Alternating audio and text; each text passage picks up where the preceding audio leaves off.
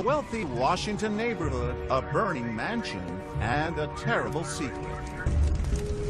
The fire appears to be intentionally set. Inside, a mother, father, 10-year-old son, and the family housekeeper, all dead. It shook that community to the core, especially when those horrific details started to come out about what happened inside that house. They had been held hostage for almost 20 hours, sending mysterious messages to the outside world. Amy is in bed sick tonight. I start calling them. What's going on? No answer. Arranging their own ransom. He says he got a call to bring $40,000 cash to the house. But it doesn't save the helpless captives, murdered in cold blood. Now, police are left to follow the clues left behind. The burning car, the shadowy figure caught on surveillance cameras, the telltale takeout meal. Tries to burn the house down, but guess what doesn't burn? The pizza with his saliva on it. Boom, they get a hit. We've got a name, we've got a face. But they still don't have their suspect, a convicted criminal with a history of violence. He has a rap sheet as long as my arm. Did he know the victims? He's found outside with a machete, a BB gun, and a can of beer. And where is he now? We were able to determine that he had fled the D.C. area. We were distributing his photograph as widely as possible. A manhunt is on, as another troubling question lingers. There was major concern that Darren Wynn had nothing to lose. Were people going to get hurt? Mystery in the mansion. Welcome to 2020 on ID. I'm John Quinones. It was a crime so horrific it grabbed national headlines. But long after it was over, after evidence had been examined and a suspect caught, lingering questions remained. What went on inside the house of Amy and Savasavopoulos for almost 20 hours? Did the killer act alone? And perhaps most haunting, why would someone target this family? As Ryan Smith first reported in 2015, it's a story of lives intertwined, simmering rage, and a tragedy no one saw coming. It wasn't supposed to be like this. Two teenage sisters mourning their murdered parents and little brother, their multi-million-dollar home boarded up, surrounded by a locked chain-link fence, starkly out of place in this quiet, leafy D.C. neighborhood. An abrupt ending to a love story that seemed destined to play out as happily ever after. A love story that starts in high school. Amy Martin and Savasavopoulos meet at Springbrook High School in Silver Spring, Maryland, just north of Washington, D.C. They both decide to attend the University of Maryland, where a popular and outgoing Savas spends the next 4 years pursuing the beautiful but shy Amy. Savas had a crush on her for all 4 years and pursued her and pursued her and pursued her, and she would never say yes until the very end. She finally agreed to go on a date, and the sorority sister said, thank God, because they seemed like a perfect match for each other. He, a fifth-generation Washingtonian, the son of a metalworks company CEO. She, a self-described Army brat whose family moved often. After college, the couple has a large Greek Orthodox wedding at Washington, D.C.'s St. Sophia's Cathedral.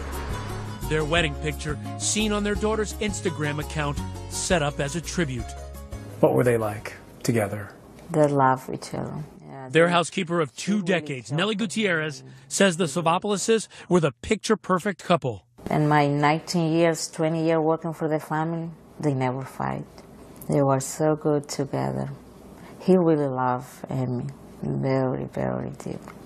And the same way, you know, she was the same way.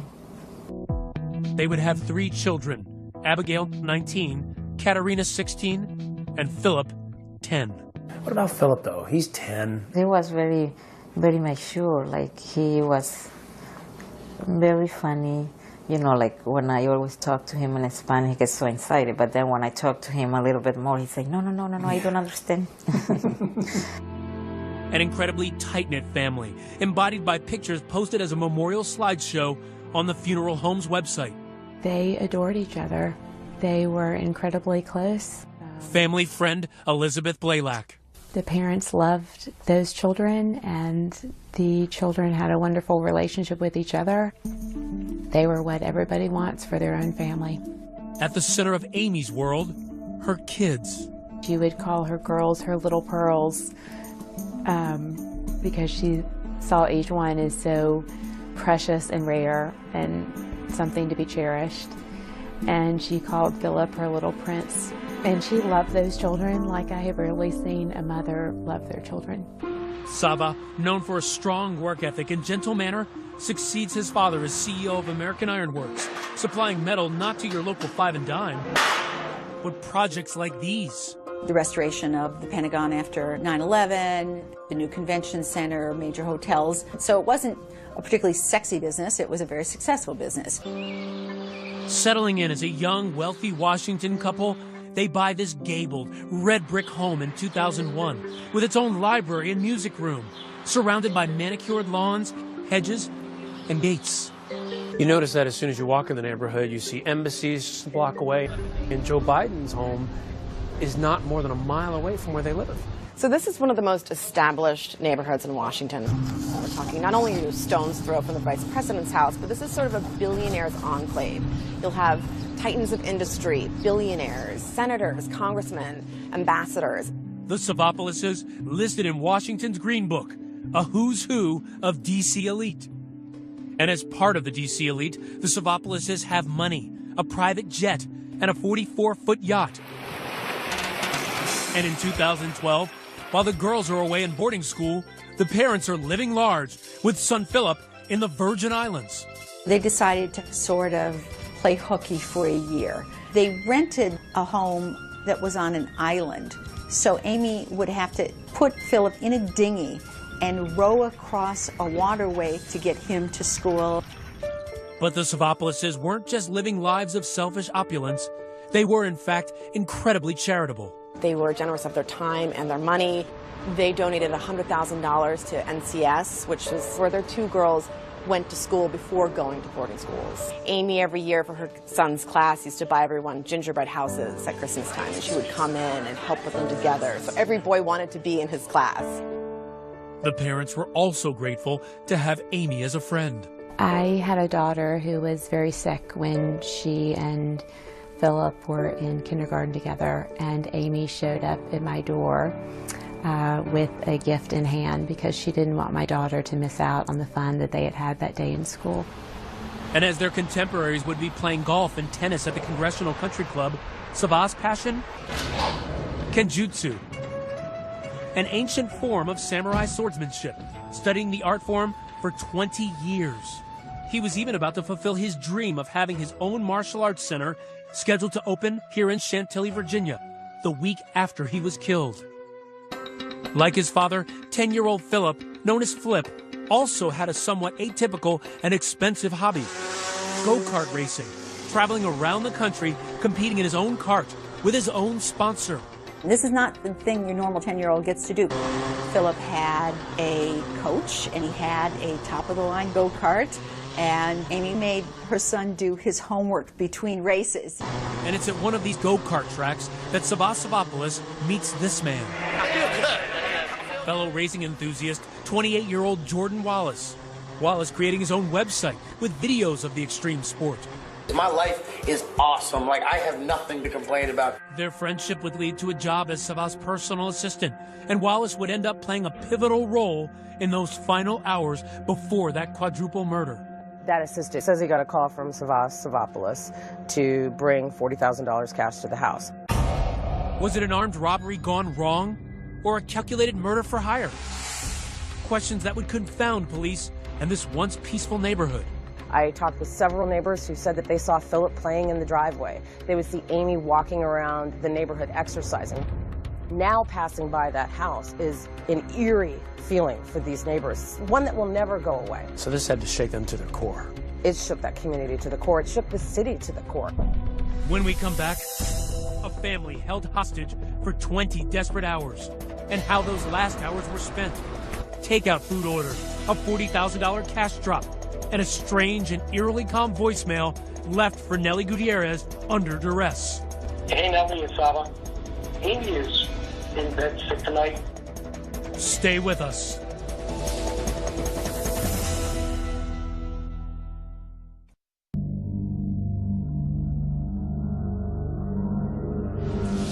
It's Wednesday, May 13, 2015, around 6 p.m. As Washington, D.C. is closing for the night and people are sitting in traffic, the Savopoulos family, with their teenage girls away at boarding school, are trying to survive the most desperate night of their lives. It begins that afternoon with a terrifying home invasion. Also inside the mansion, the family's housekeeper, Vera Figueroa. She had been with the Savopoulos family since her friend and the family's other housekeeper, Nellie Gutierrez, got her the job. You helped her work with the Savopoulos family, right? Yes, and I took her over there. And it was like almost 5 years ago. So tell me about Vera. What was she like? She loved her job. Every time when she was like 10 or 15 minutes late, she always asked me, "Can you call Amy?" And I said, "Don't worry, it's 10, 15 minutes, it's okay." But she was always wants to be on time. She was so responsible. That Wednesday, Vera was supposed to leave work around 3 p.m. But by 5, her husband, Bernardo Alfaro, has not been able to reach his wife. He tells WJLA reporter John Gonzalez he begins to worry. He goes home, starts calling her nonstop on her cell phone until the cell phone really stops ringing. Around 9 that evening, one of the captives, Sava Savopoulos, leaves a voicemail telling Gutierrez not to come in the next day. Hey, Sava, I hope you get this message. Amy is in bed sick tonight, and she was sick this afternoon, and Vera offered to stay and help her out, so she's going to stay the night here. But Gutierrez won't get the message until the next morning. Also around 9 p.m., the strangest call by far, a call for a food delivery. We can confirm that we made a delivery to the house. Police say it's Amy Savopoulos calling Domino's Pizza. She orders 2 pies, gives a credit card number, and special instructions. Don't ring the doorbell. I'm caring for a sick child. Just leave it on the front door. The Domino's driver says the porch light is on, but the house is dark. As instructed, the driver leaves the pizza, rings the bell, and drives away, taking with him an opportunity to end the ordeal for the terrified people just inside. There were things that happened that, of course, now we can look back on and say, what if? Unbelievably, somebody in that house in these dark and brutal hours has an appetite, gobbling up most of the pepperoni pie, leaving a crust or two. Legal consultant Nancy Grace has followed this case. To think that the killer actually ordered and ate a pizza during the middle of all this? I couldn't even eat after I heard about it. This guy's eating a pizza in the middle of it. That night, Sava Savopoulos calls his assistant, Jordan Wallace, the man the family met at that go-kart track, making arrangements for a package to be delivered to the mansion the next morning. Longtime crime reporter Jennifer Donnellan has been covering the story for ABC affiliate WJLA. Tell me about the call the assistant got. He says he got a call from Savopoulos to bring $40,000 cash to the house. Police say that Wallace responded by text. "Got your message. I'll call once I get the package." The longest night passes on Woodland Drive. As Thursday dawns, housekeeper Vera Figueroa's husband, after working an overnight shift, finds his wife still not home. He goes to the mansion looking for her. Knocks on the door, rings the doorbell, nothing. But it's interesting. He says, it felt to me like someone was inside. Could he hear them? He just says he heard like noises, like someone shuffling inside. Just then, his phone rings. It's Sava Savopoulos inside the house. They're just a few feet apart. He says, "Lito, I'm sorry I didn't call you last night. Vera stayed the night with us." And he said that he was apologizing profusely. So the husband, a little more satisfied with that, the fact that he's heard from someone, he goes home. Meanwhile, Nellie Gutierrez hears a message from Sava. She listens to the one he sent her the night before, telling her not to come to work. She tries to call back and attempts to reach Vera. When I got that message, I was thinking, and I start calling them. So I call her and I say, "Hi Vera, what's going on?" No answer. That morning, the next phase of the plan becomes apparent. Jordan Wallace meets another employee at a bank near Savopoulos' company, American Iron Works. He gets 4 neat stacks of $100 bills, 40 grand, calls his boss for further instructions. Savopoulos tells his assistant to bring the cash to his house, come into the garage, the car is unlocked. Not to give it to him, but to put it in a car, which you would think would set off alarm bells. And then you wonder, why didn't that person call police? Before Wallace makes the drop, police records show he sent a text at 9 a.m. to a woman with a picture of the cash. The woman responded, "Damn, I wonder how much it is." Wallace replies, "40." Wallace heads to the Savopoulos home and drops the cash on the driver's seat of a red sports car. At 10:26 a.m., Wallace sends this text message to his boss. "Package delivered. The cash is dropped, but for some reason, that doesn't stop the crime. Police say the killing begins." We were getting source information that there was blunt force trauma to the bodies, that there were stab wounds to the bodies, that the bodies also had been tied up. The family's terrifying final moments alive, pieced together from police documents and ABC News sources. The three adults, Sava and Amy Savopoulos and Vera Figueroa, are held in an upstairs bedroom. The women are restrained. Sava is not. Why do you think they moved the victims upstairs? Because they have less profile. ABC News tracked down these blueprints of the home, which we reviewed with former FBI agent Brad Garrett. If you left a window open, left a curtain open, you could see what's going on. If you move them up, it's more difficult to see what's going on. The adults sustained terrible, fatal wounds. They were hit and stabbed. Police revealing a baseball bat with what appeared to be blood on it was discovered in the room. The little boy, Philip, separated from the grown-ups in another bedroom. The son is where it appears, according to court documents, is where they set that fire. The fact that the three adults were in one room, you have to wonder how much the suspects were using that son as a point to extort them. To think that a human would torture and murder a 10-year-old little boy while his mother and father sit in the next room hearing him scream in order to get money, it's heinous. It tells you they don't really care about other human beings, and they want what they want. And then what happened at some point, this became survival mode for the bad guys. We're going to kill them, we're going to set the house on fire, they'll never be able to link us to this. Once 10-year-old Philip's room is set on fire, the killers flee. Before the fire can spread to where the adults are, the fire department gets the alarm. 3201 Woodland Drive. Three-story detached house fire. It's 1:30 p.m. on Thursday. The story blows up. It's the case that is shaking the neighborhood to its core tonight. This started out as a story about a fire, right? Right. When the details first started leaking out, and you automatically start to wonder if it's murder-suicide. But when we learned that the father was also among the deceased and the mother was among the deceased, you then began to question what really happened here. I've been here for 25 years and nothing like this ever happens. Right now, everyone in the neighborhood's just a little shaken up. They're not sure really what to think. The media descends on the neighborhood. Crime scene investigators have been here all day long. Early that afternoon, someone notices Amy Savopoulos' blue Porsche is missing from the house. Police ask the public for help, but it wasn't hard to find. Just follow the smoke. The Porsche torched in a church parking lot in Maryland. Now, what came with that, which was critical, was surveillance video.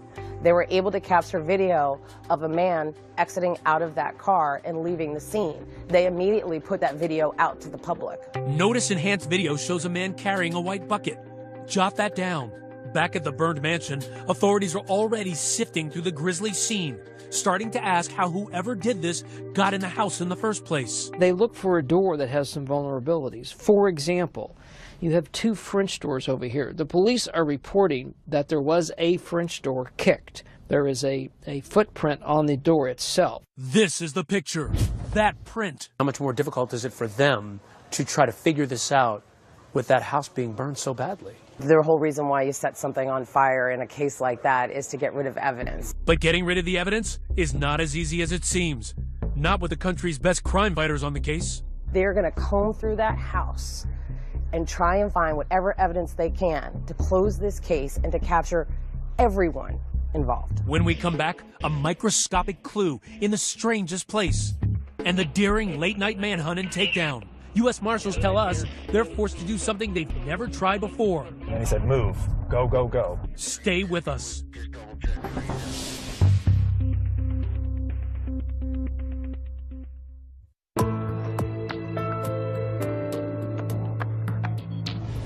Almost immediately after the murders of the Savopoulos family, a trail of voicemails and texts has helped law enforcement put together a timeline of their final hours. But police still face the most difficult task of identifying who killed the family.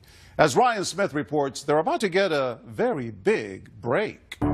Police are on the scene of a deadly house fire. 4 people were found dead inside. It is the case that is shaking the neighborhood to its core tonight. If the fire at 3201 Woodland Drive in Washington, D.C. had burned faster, if the Washington, D.C. firefighters had responded a little slower, the key evidence in the case might have been destroyed. The killer or killers of Sava, Amy and Philip Savopoulos, and Vera Figueroa might have gotten away with that terrible crime and those stacks of $100 bills. But the location of the crime, the nation's capital, gives authorities a special advantage. This is Washington, D.C. We're unique in that sense. Our Metropolitan Police Department and our D.C. Fire Department is backed up by federal agencies. The arson task force at the mansion includes the ATF, which boasts perhaps the one lab in the country best equipped to extract DNA from fire-damaged evidence. Greg Zarnopis is the deputy assistant director who runs the lab. Typically, we're looking at debris from a fire scene. This is where that strange delivery, the Domino's pizza, and those discarded pieces of crust comes back to bite the mansion home invader. A slice of pizza crust broke this case wide open. Crime scene specialists recover the leftover crusts. Nothing more than household garbage to you and me, but for them, the perfect serving of prime evidence. The crime scene detectives go inside that house. They see 2 boxes of pizza, slices of crust still inside the box. They rush the crust to the ATF lab, working around the clock. Looking at food, when someone takes a bite of it, we could see if there's any DNA present. Todd Bill, an ATF analyst, lifted the DNA profile off that pizza crust. If there's something like in this situation where there's a violent offender, we can call the FBI and they will do a immediate search for that profile. I have never seen a DNA hit turned around that quick. Never. Tuesday, May 19th, only 5 days after the fire and the murders, a breakthrough. Boom, they get a hit. We've got a name, we've got a face. Darren Wint, 34 years old, big muscles and a rap sheet as long as his dreadlocks. His DNA was on file because of that lengthy criminal record, and now we knew at least one person who was allegedly inside that house. Now all they have to do is find him. Thus begins an intense 48-hour nationwide manhunt. From what I understand, the cars were right over here. Robert Fernandez with the U.S. Marshals Service is part of the task force now hunting for Wint. We try and draw a picture of relatives, locations where he's lived, friends, patterns of life. They do this massive trail. It is an unbelievable investigation with the best in the business. Then, exactly 1 week after the family had been taken captive in their mansion, authorities get a line on Wint. We were able to determine that he had fled the D.C. area. Allegedly loaded with thousands in cash, they say he chooses to travel by bus 200 miles north to Brooklyn, New York. And that's his girlfriend's apartment, right? That's his girlfriend's apartment. They deploy. Police have identified the suspect accused of killing 4 people, and they think he is in our area. But they're too late. He saw himself on the news, from what we understand, and then fled the area. And you just missed catching him. That's right. Wint hires a livery cab and amazingly heads right back to the epicenter of the manhunt, Washington, D.C. We were distributing his photograph as widely as possible. As the dragnet tightens, everyone worrying about one thing: the danger. There was major concern that Darren Wint had nothing to lose. Were people going to get hurt? A week after the murders and fire at the Savopoulos home, U.S. Marshals tracked the group to a Howard Johnson's in the D.C. suburb of College Park, Maryland. We were getting tacked out, we call it. We have all the gear, helmets, the ballistic shields, the robots, we have rifles. We were making a plan to make entry once we determined what hotel room he was in. You're going in ready for anything. That's right. And immediately, a surprise. The U.S. Marshals advance team notices Wint leaving the hotel, but he isn't alone. That advance team radioed to us where they had a suspicion that he was in one of 2 vehicles that were right over here. In one of those vehicles, Wint and 3 women. In the other, 2 more men. At that moment, both of those vehicles left and turned northbound. Didn't see that coming. Not at all. But we're ready to roll with it. Authorities tail the group, now traveling in a 2-vehicle caravan, a box truck with North Carolina tags, followed by a white Chevy Cruze. How many cars are following him at this point? Altogether, it could have been 25, maybe 30 vehicles. What kind of risks are you thinking? Somehow they separate, somebody jumps out of the car and runs. We've chased a lot of people, and it's easy to disappear at night. At one point, the truck and car make a sudden U-turn, but apparently still do not know they're being followed by a small army of police. Moments later, authorities spring the trap, employing a daring maneuver to stop the cars cold. It's called a vehicle pin blocking maneuver. The marshal's cars surround the white Chevy and the box truck on all sides, and on the commander's go, the front car reverses, the rear car speeds forward, and 4 more cars surround the target vehicles on all sides. Basically, pinning the car at 4 points and immobilizing it. It's a tactic the marshals have never tried with a vehicle as large as a box truck. So you had to do something you had never done before. That's right, that's why I wanted the helicopter. Air support is called in from Prince George's County PD, and the marshal in command on the ground waits for the perfect moment. We finally got to the red light, and he said, "Move, go, go, go." I went around and blocked off the truck. I could see the drivers of the truck and the passenger just stopped. They were looking in their mirrors. They saw the lights, and they put their hands up. Immediately? Immediately. I think they were completely and totally startled and surprised. So this is where it happened? Yeah, right here. In the rear passenger seat of the white Chevy, Darren Wint, trapped. He followed commands. He got out. He crawled. He got on the ground. He was immediately handcuffed and brought over to a police vehicle, and he didn't say a word. People were coming out of their homes. You could hear people asking to each other as they stood on their porches, "Is it him? Is it him?" The fact that this went down without incident, as they say, was a huge relief for everyone involved. In the car Wint was driving in, police report finding clothing, an iPad, 2 knives, cash, and thousands of dollars in money orders. And in the box truck, even more cash. What did you see? Well, in the truck, I saw in the side compartment of the passenger door a big wad of cash, and it was $100 bills. You could tell it was hundreds. Police say one of the people stopped with Wint converted at least $10,000 into those money orders. It was the end of a painstaking 48-hour manhunt, no sleep. The nation has quite frankly watched the search go from D.C. to New York, now back here to the D.C. area, and now he is in custody. Wint appears in Superior Court the next day, charged with first-degree murder while armed. What was interesting to me, the catcher, instead of almost answering questions, led to even more questions. Why? People kept saying, there's no way he did this by himself. He couldn't pull this off on his own. No way. I don't think he's got it up here. The community wanted to see everybody who was responsible locked up at once, case closed. But this case is not closed, not by a long shot. When we come back, a man who came face to face with Darren Wint at the wrong end of a knife. His memories of how he wields a weapon during an attack and how he lived to tell. Stay with us.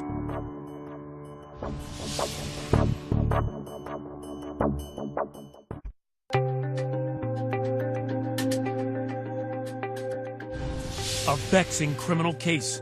4 people murdered. The house apparently torched to destroy any clues.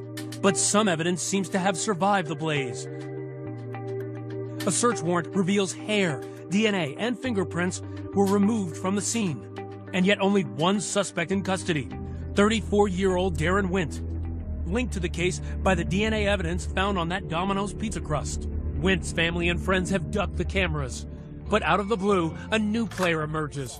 His former attorney, Robin Ficker, who takes the national stage to go out on a limb for Wint with outlandish observations. He never eats pizza. He doesn't like pizza. The bombastic Ficker makes sweeping statements about the innocence of a man he defended on a handful of traffic tickets. I know him to be a kind, gentle, non-aggressive person, someone you wouldn't mind your grandmother going to lunch with. Mr. Ficker says that he's really a gentle giant, that you'd want to sit down and have tea with your grandmother. Well, not my grandmother.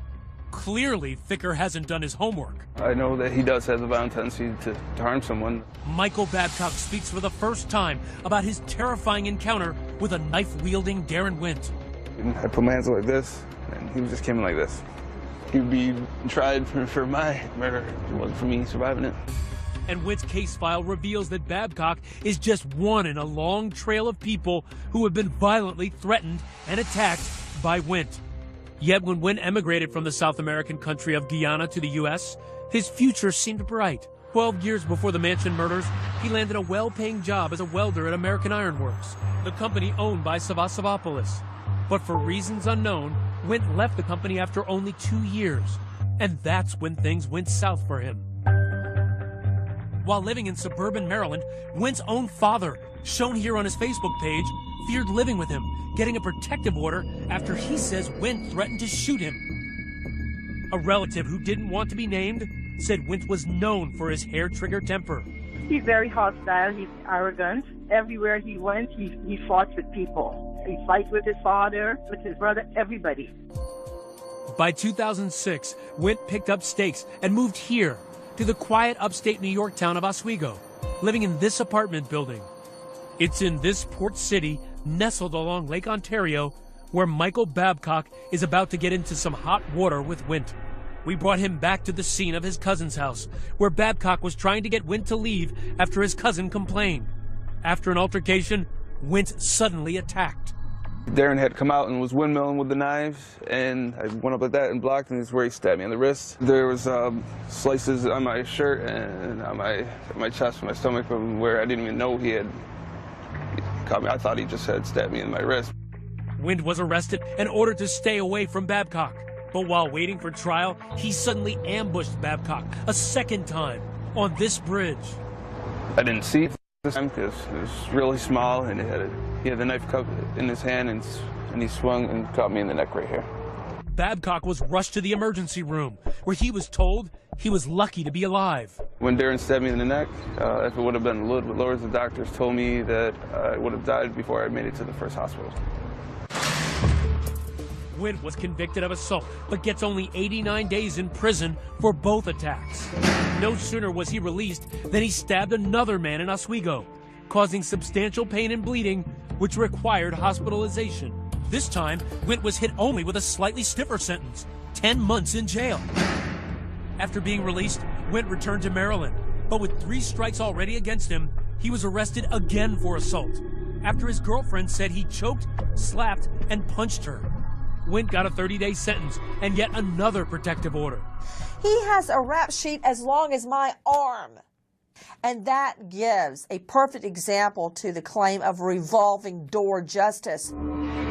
Wint dates another girl, but the script is the same. He's arrested after threatening to kill her, her daughter, and her friends, telling her he's good with a knife and could kill them easily. But despite that graphic threat, Wint is convicted only for smashing the windows of his girlfriend's car. And as the years pass, Wint apparently had not forgotten his former employer. In 2010, he made a bizarre and menacing return to American Iron Works, the company he had left 5 years earlier. He's found outside the American Iron Works with a machete, a BB gun, and a can of beer. So there's this weird incident that occurred outside of the very place where Savasavopoulos was president and CEO. Although charged with concealing a deadly weapon, Wint was allowed to simply plead guilty to having an open container of alcohol and fined $919. I wonder what those prosecutors are thinking now. I let that guy go on a lesser offense. Wint was able to stay out of the courts for the next 5 years. The suspect in that brutal murder at a Washington, D.C. mansion arrested. He was on the run. The next time he surfaced was when he made national news as the prime suspect in the Savopoulos murder case. Darren Wint's had a long criminal history. He's had some incidents where he's attacked people with knives. For him to then take that a step further and get involved in potentially killing 4 people with a knife is really not a stretch based on his background. Coming up, what about that carload of people who were with Wint when he was arrested? Could they be his accomplices? Oh, there's clearly more people involved. You can't control 4 people for 19 hours by yourself. Stay with us.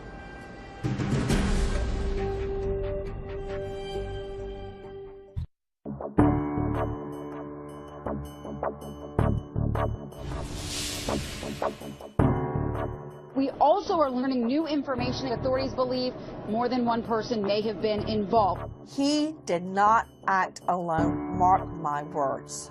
1 month after that horrific night on Woodland Drive, that's the big mystery.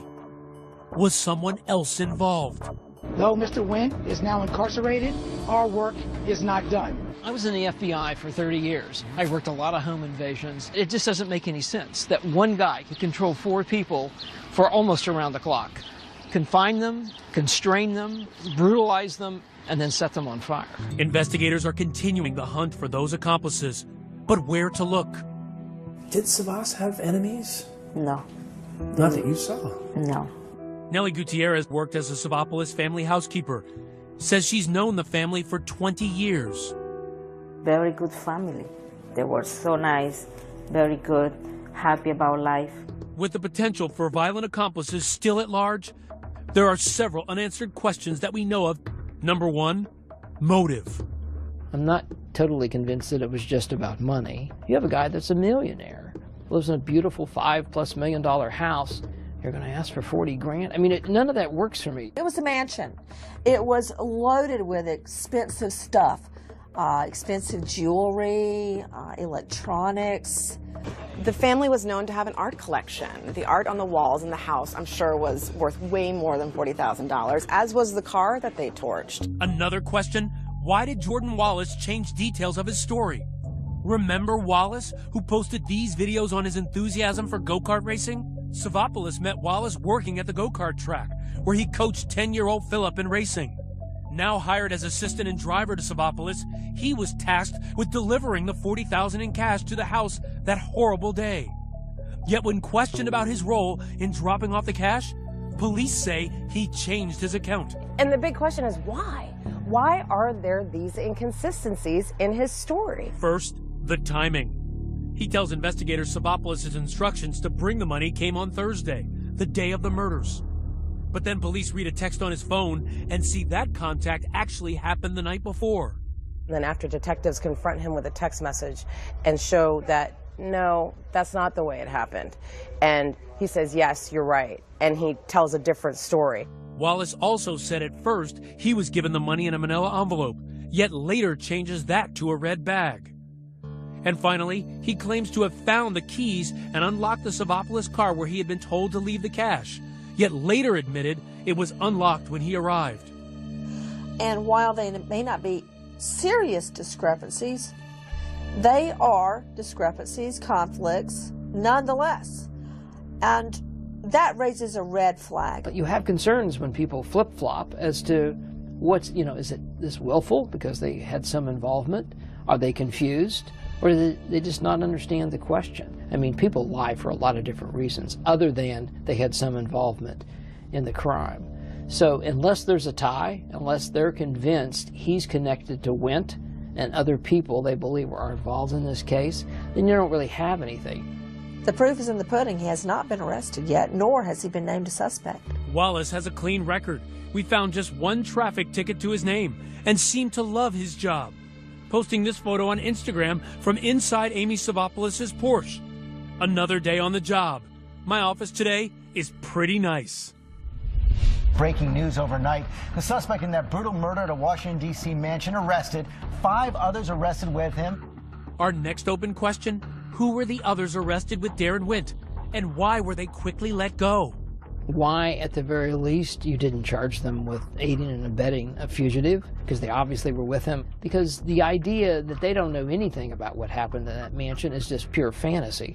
Police find a large stack of hundreds in the truck, cash and money orders in the Chevy, and one occupant admits to buying at least $10,000 in money orders. At this point, we only know the name of one of Darren Wint's 5 companions that day, his brother, Daryl Wint. It's still unclear to me how those people got released within a few hours. It does give you the potential mechanism then to track them. Who do they talk to? Who do they call? Who do they visit? All of the things that may lead you either to further corroboration they had some involvement or to somebody else in the crime. Finally, is the burning Savapolis Porsche a clue that there are other suspects? It had been driven from the murder scene and found about 15 miles away. At one point, someone was seen driving this Porsche that had short, close-cropped hair, but Wint has long hair, long dreadlocks. What does that tell you? It's always sounded like to me that somebody else drove that Porsche to that location, and that that's another player. And remember that man caught on surveillance video fleeing the burning car? That white bucket we pointed out earlier could be another important clue. We noticed that it's similar to these buckets, found by police searching the home of Darren Wint's parents, the very place he'd been living at the time of the murders.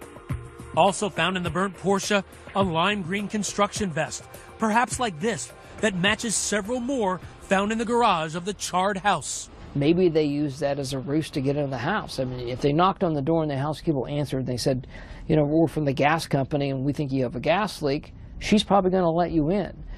I asked housekeeper Nellie Gutierrez if those vests could have belonged to the Savopoulos family. Did you ever see anything like that when you were there? No. Meanwhile, moving trucks appeared at the Savopoulos house, clearing out the belongings of lives cut tragically short. And the surviving daughters, Abigail and Katerina, returned perhaps a final time to what was once their home, now the crime scene of their nightmares. What do you say to the Savopoulos' teen daughters? That I love them. Nellie Gutierrez, who helped get her fellow housekeeper Vera hired, now misses her and the rest of the family every day. It's very hard. And sometimes people, they don't realize that how hard it is when you care for a person like Amy or this family. They are my friend. And I learned a big lesson, so many lessons after this. That life is very short, because today is today and tomorrow you never know what's going to happen.